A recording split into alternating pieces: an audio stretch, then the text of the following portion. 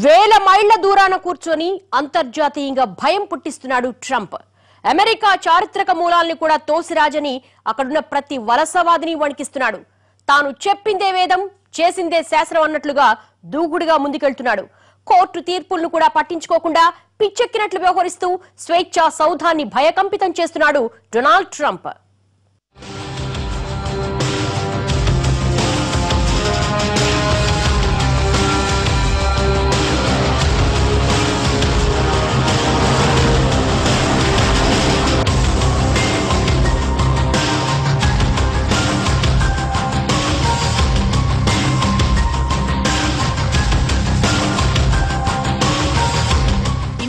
America అంటే జీవితంలో ఒక్కసారైనా వెళ్ళాలి అన్న కోరిక ఉండేది. కానీ ఇప్పుడు అమెరికా పేరు చెప్పగానే అందరిలోనూ వణుకు పుడుతోంది. ఇక్కడి నుంచి అమెరికా వెళ్లాలనుకునే వారిలోనే కాదు, అక్కడ ఉన్న వారిలోనూ అదే స్థాయిలో భయం పుడుతోంది. ఇంతటి భయానికి కారణం ఒకే ఒక్కడు. అధ్యక్ష పదవిపై కూర్చున్న దగ్గర నుంచి తన పిచ్చి పిచ్చి నిర్ణయాలతో ఇటు ప్రజల్ని, అటు వలసవాదుల్ని, మరోపక్క అంతర్జాతీయ సమాజాన్ని కూడా వణికిస్తున్నాడు Trump. That have lots of problems, and they're bringing those problems with us.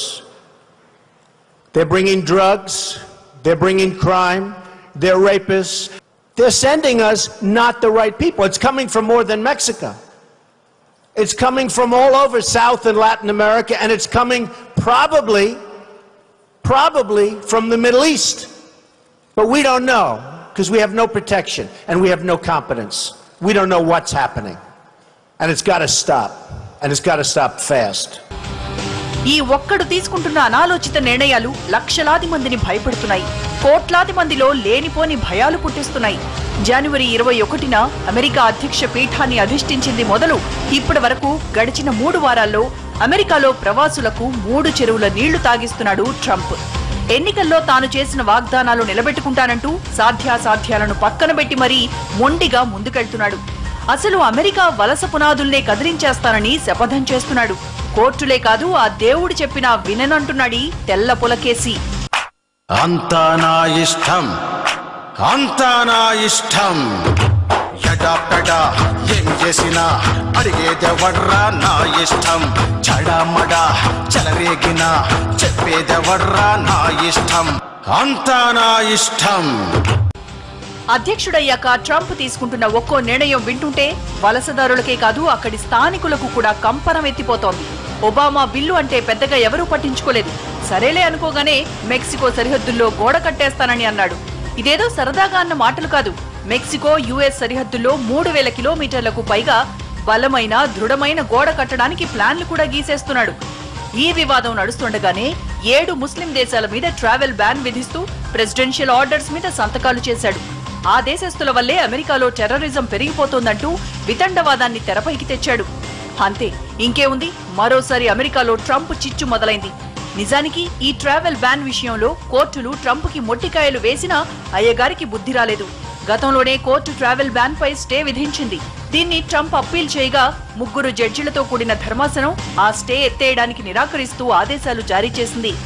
దీంతో ఇక్కడితో ఆగకుండా సుప్రీంకోర్టులో తేల్చుకోవడానికి రెడీ అవుతున్నాడు ట్రంప్. అక్కడ కూడా తనకు ఎదురు దెబ్బ తగులుతుందని తెలిసినా ట్రంప్ మాత్రం మొండిగానే ముందుకెళ్తున్నాడు.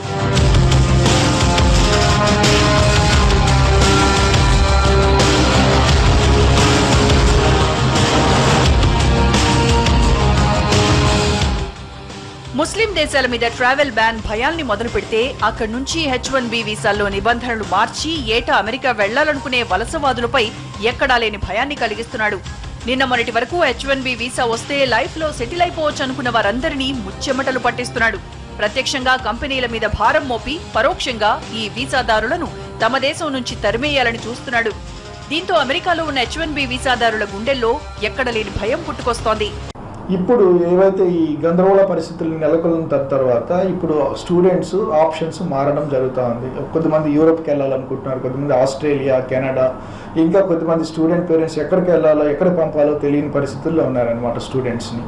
సో ఇది ఇప్పుడు జరుగుతున్న విధానము. రాబోయే రోజుల్లో ఈ గవర్నమెంట్ ఒక స్థిరమైన నిర్ణయాలు ఇవన్నీ రోజుకొక రోజు చేసి ఒక బిల్లు పెడుతున్నాము, ఇవన్నీ ఇబ్బందికరమైన పరిస్థితులు ఎదురవుతున్నాయి. ఇక్కడ ఆయన మాట్లాడే విధానంలో కానివ్వండి, వాళ్ళ సభ్యులు మాట్లాడే విధానంలో కానివ్వండి, లేదా మనకి ఇక్కడ లోకల్గా ఇక్కడ జరిగే విషయాలు కానివ్వండి, స్టూడెంట్స్ ఈ కన్ఫ్యూజన్ వల్ల అమెరికాకి స్టూడెంట్స్ ఎంక్వైరీస్ తగ్గడం జరిగింది. అలాగే స్టూడెంట్స్ వెళ్ళేది కూడా ప్రాబ్లీ ఎక్కువ శాతము దాదాపుగా ఒక 60% డ్రాప్ డౌన్ అయిందని చెప్పొచ్చు. H1B వీసా వ్యవహారం మర్చిపోకముందే తమ సెనేటర్తో గ్రీన్ కార్డుల జారీ మీద ఆంక్షలు మోపేలా ముందుకెళ్లాడు. గ్రీన్ కార్డుల జారీని సగానికి పైగా తగ్గించేలా నియమాలు రూపొందించిన బిల్లును ప్రవేశపెట్టించి దాన్ని ఆమోదింపచేసేందుకు తెర వెనక నుంచి పావులు కదుపుతున్నాడు. ఈ బిల్లు కానీ అమలైతే ఏటా 10 లక్షల మందికి వచ్చే గ్రీన్ కార్డులు 5 లక్షలకు పడిపోతాయి. అంటే గ్రీన్ కార్డుల కోసం ఏళ్లకేళ్లుగా ఎదురు చూస్తున్న ప్రవాసుల ఆశలన్నీ అడియాసలైపోయినట్లే.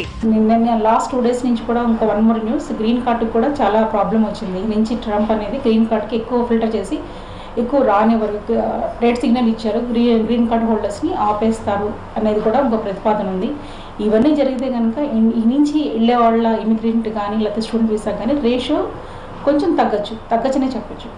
ఇలా అధికారికంగా ట్రంప్ ఎన్ని ప్రయత్నాలు చేసినా ఎవరిలోనూ పెద్దగా భయాలు తలెత్తేవి కావు. కానీ వీటితో పాటు తెర వెనక నుంచి స్థానిక అమెరికన్ల మనసుల్లో అనంతమైన విద్వేష భావాన్ని నింపేస్తున్నాడు. ఇలా స్థానిక అమెరికన్ల మనసుల్లో ట్రంప్ ఎక్కించిన జాత్యహంకారపు విషయం దేశవ్యాప్తంగా అందరి మనసుల్లోనూ ఎక్కడా లేని భయాల్ని పుట్టిస్తోంది. ఇప్పుడు అమెరికన్లు ఆ దేశం వదిలి రావాలంటే వణికిపోతున్నారు. కనీసం సాయంత్రం వేళలోనో వీకెండ్లోనో బయటకు రావడానికి కూడా భయపడుతున్నారు.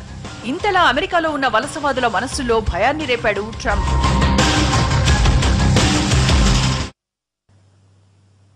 భయం భయం భయం, ఎవరిని కదిపినా భయం, ఏం అడిగినా భయం. ఇండియా రావాలంటే భయం, అమెరికా వెళ్లాలంటే భయం. ఏం